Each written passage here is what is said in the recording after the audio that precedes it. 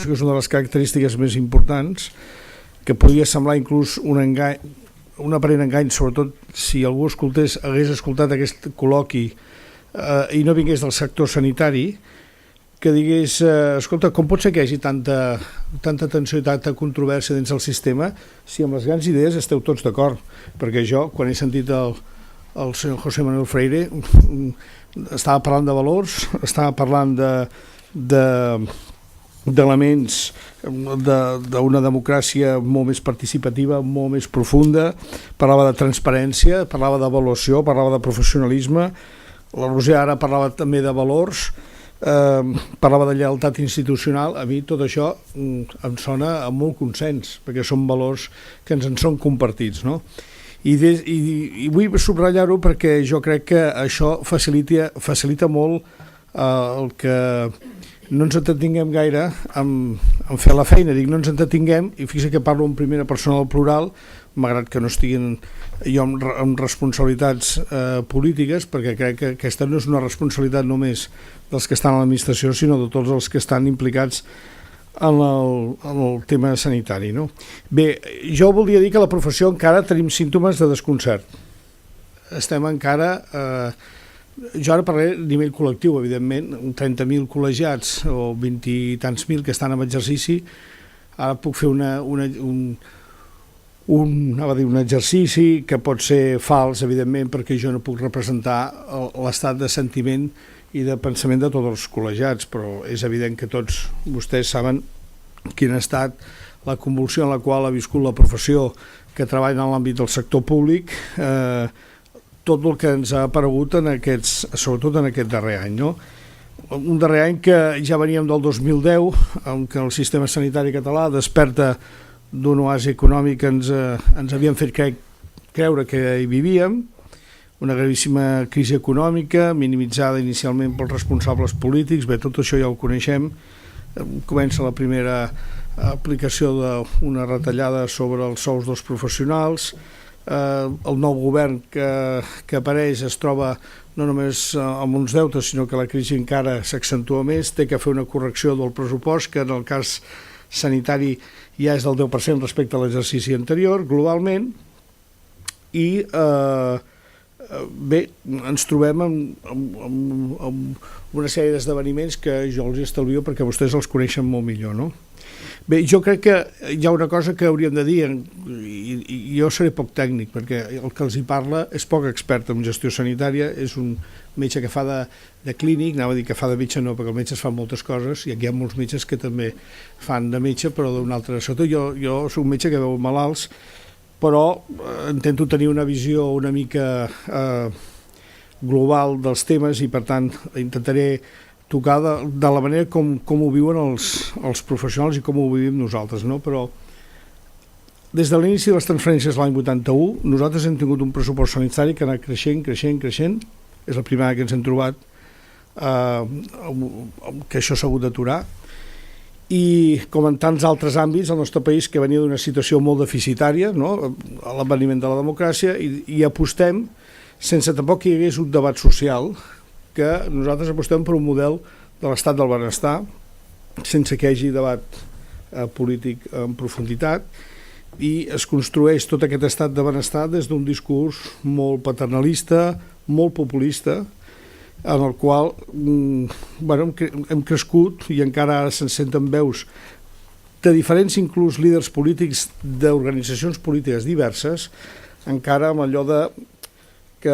tot és possible amb l'endeutament sense límits, no? Aquesta ha estat una cultura en la qual hem crescut durant 30 anys i que segurament ha permès que l'estat espanyol i Catalunya hagin adquirit aquestes quotes de benestar, no només en l'àmbit sanitari, en molts i molts àmbits, no? Escolta, s'ho expliquen els polítics, no hi ha poble a Catalunya que no tingui una piscina municipal, i jo ara ho caricaturitzo, però el poder que han tingut els ens locals per reivindicar el mateix que tenia els ciutadans, no sé, de l'àrea metropolitana, que ha estat bé, perquè això ha ajudat potser a trencar alguns desequilibris, però ens ha portat a una situació d'insostenibilitat. Això, diguem-ho, aquesta és la realitat, no? I amb aquesta realitat, de cop i volta ens trobem que a més l'hem de compartir de forma col·lectiva, no?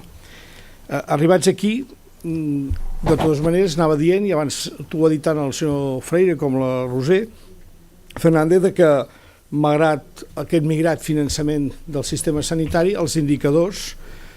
internacionals deien que el sistema sanitari espanyol, i ara sí que remarco més encara el català, perquè si comparem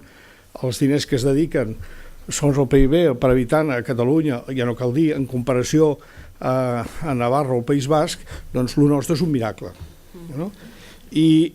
bé, és un miracle, però la vivència que tenen molts professionals és que és un miracle que s'ha fet a costa de desprofessionalitzar en alguns àmbits de la mateixa professió i situar-la en els àmbits de l'assalariament i la funcionalització. Bé, però nosaltres tenim problemes, malgrat que tinguem aquests indicadors de gran eficiència, doncs, insisteixo, som el país que està a la cua d'Europa en destinar recursos al sistema sanitari, tenim grans contradiccions en la gestió, que a més permeteu, perquè jo faré autocrítica, no em costa gens de dir, que assisteixo constantment a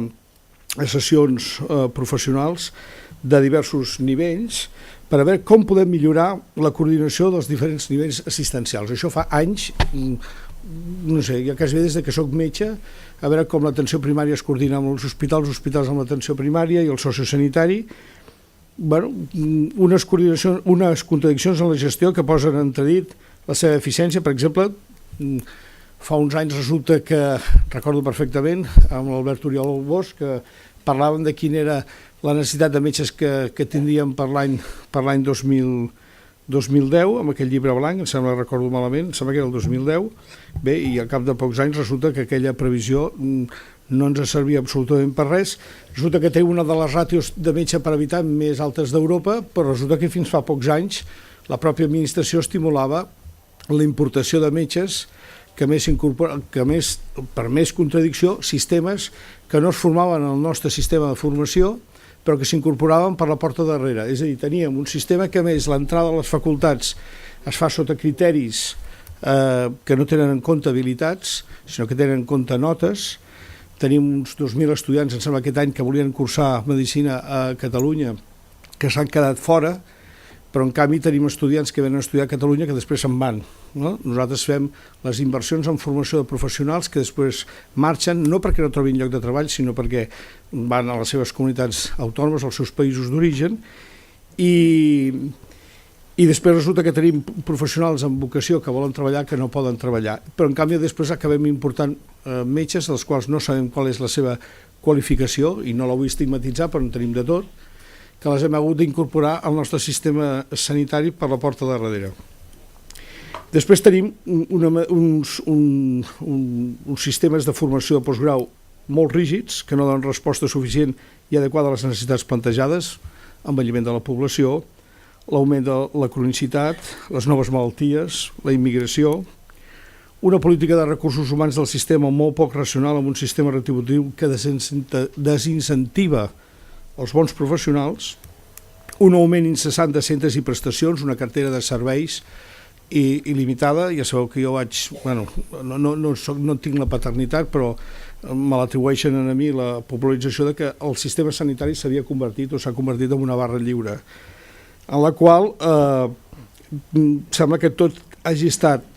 possible. Tenim un sistema hiperfreqüentat, un dels més hiperfreqüentats d'Europa, hem medicalitzat les necessitats de la població amb unes expectatives irreals, amb un excés de burocràcia, de medicalització. Tot això ha distorsionat molt la relació amb els pacients. Ja sabeu que aquest és un dels grans debats a vegades deontològics sobre el professional a qui es deu, si a l'organització que treballa, que és la que condiciona moltes vegades les condicions amb la que treballa el metge respecte al pacient. I després tenim uns professionals que molts d'ells, un conjunt de la professió, ha perdut un nivell d'autoestima important i del sentit de la professionalisme, perquè no han sabut reaccionar més enllà de les seves justes reivindicacions salarials, no? Bé, podria semblar catastrofista, però aquest era un diagnòstic que el teníem abans d'aquesta crisi, i que aquesta crisi el que ha fet és posar-ho encara més a sobre. El cas que s'han cavalcat dos debats a correcuita s'ha hagut de fer un. No vull analitzar si com s'ha fet la comunicació de tot això. I escolta, ja hi som aquí, aprofitem que ho tenim per com podem donar la volta, però ens podríem preguntar si sense l'existència dels condicionants econòmics estaríem aquí parlant ara sobre les necessitats que necessita el sistema de fer canvis, perquè Roser, tu deies abans, la quantitat d'informes que tenim que coincideixen amb més d'un 80% sobre quina és la recepta per mantenir la sostenibilitat del sistema sanitari. Ja des de l'any 91, amb l'informe d'Abril Martorell, fins ara en tenim un reguitzell. I, a més, no només hi ha aquesta taula de diagnòstics i de receptes, sinó que la percepció que jo crec que tots els que treballem en el sistema sanitari teníem, que és que això arribaria un moment que petaria. Jo us puc explicar de la meva experiència clínica de quantitat d'activitats que fem els propis professionals que hem acabat moltes vegades banalitzant feines que no són nostres i que acaben suposant un cost molt més gran, no pel sistema sanitari, sinó pel social, no? Feines que fem nosaltres, o inclús a vegades intervencions o accions clíniques que necessiten ser revisades. No vull dir que treballem malament, sinó que el que vull dir és que hem treballat amb una inèrcia en la qual la implicació sobre la gestió respon molt amb aquesta cultura que, perdoneu, nosaltres els clínics i els que no sou clínics hem anat contribuint, que és aquesta mena de divorci entre el que té responsabilitat de fer les prestacions, de dictar les prestacions, i aquell que té la responsabilitat de fer la gestió. Això ens ha portat moltes vegades, aquesta cultura hi és, i fa molt difícil el diàleg, i nosaltres fa molt temps que des del Col·legi de Metges aboguem perquè es trenqui aquesta inèrcia, perquè qualsevol canvi que s'hagi de fer, i aquesta jo diria que és una de les grans premisses que jo volia fer, qualsevol canvi que s'hagi de dissenyar de futur, si no es compta, i a veure, si no es sedueix en els professionals, això està abocat al fracàs. Els professionals han de canviar tots hem de canviar, i la societat també, però si no es sedueix en els professionals, en els bons professionals especialment, perquè s'impliquin en la presa de decisions vinculada en la gestió, serà molt difícil que aquests canvis que són imprescindibles, i es pot posar en crisi una cosa per mi molt important, que és al final això de si coincidim amb els valors, no? Jo sóc un defensor del sistema sanitari públic, i perquè no quedi cap mena de dubte, jo treballo al sector públic i treballo també al privat, però sóc un defensor del sistema públic per molts motius que segur que coincidiríem tots en aquí, però un d'ells perquè també ha estat un dels eixos identitaris del nostre país, que ha ajudat a cohesionar-lo, que l'ha fet més just, que l'ha fet més equilibrat, i que inclús ha sigut una font generadora de riquesa. Però és evident que si el nostre sistema sanitari no fa un canvi liderat pels professionals que l'apliquen i amb la complicitat de la societat, això és impossible. En aquest escenari, nosaltres vam plantejar que, més enllà de fer un discurs de queixa que els mitjans de comunicació els encanta, perdoneu, també va pels mitjans de comunicació, si una cosa els agrada és que, home, que hi hagi debat, i el debat, escolta, si a més els metges estan en contra dels polítics, això es ve molt més bé, no? Però és obvi que nosaltres no podíem instal·lar-nos en un discurs de queixa i reivindicació, sinó que havíem de ser capaços de si volíem realment assumir aquest paper de lideratge, de posar sobre la taula propostes, reflexions sobre com fer possible la sostenibilitat i la millora del sistema sanitari públic, i per tant propostes que anaven dirigides als polítics, als gestors, però també als professionals i a la societat. I en aquest paradigma de canvis, els grans eixos, nosaltres els situem, insisteixo que els podeu trobar a la pàgina web. Per resumir, diria que són 10 grans punts. Una és una gestió més eficient dels recursos dins l'equip assistencial, trobar fórmules de com millorar la motivació i promoure el professionalisme, això que n'hem anat parlant, els valors reals del professionalisme. Tercer, la incentivació de l'avaluació cost-efectivitat en la pràctica clínica, per tant, a través de guies de pràctica clínica, protocols i agències. Això ha ajudat pel tema de la transparència. Subratllar la formació mèdica com a eix de la qualitat del sistema sanitari, però ens l'haurem de replantejar, de quina manera es fa aquesta formació, continuar promovent la investigació i la innovació com a pilars bàsics presents i futurs del sistema, i aquest seria el tret que pot estar més en risc, i us ho diu un clínic que no es dedica a la recerca, però dins el marc aquest que parlem de l'excel·lència del sistema sanitari català o del sistema sanitari públic català, el tema de la innovació i de la recerca acaben sent fonamentals, i per tant com a pilars bàsics tan presents i futurs del nostre sistema. La millora de la coordinació entre els nivells assistencials torna a sortir, però ha d'haver-hi voluntat i instruments que ho facin possible. És inexplicable que en el món de les tecnologies, de les TIC, encara estiguem fent passejar el malalt, duplicant-li proves, serveis, fent-lo ballar amunt i avall, i que no sigui possible aquest diàleg i aquest acord efectiu entre els diferents nivells assistencials. La introducció decidida de noves formes d'organització del sistema. Hi ha organitzacions basades en l'autogestió, inclús des del punt de vista de la proporció de com han de ser aquests centres, molt més manejables, molt més autònoms, molt més participats pels professionals, amb pressupostos absolutament autònoms, que fan molt més possible la seva conducció. La concreció de les prestacions sanitàries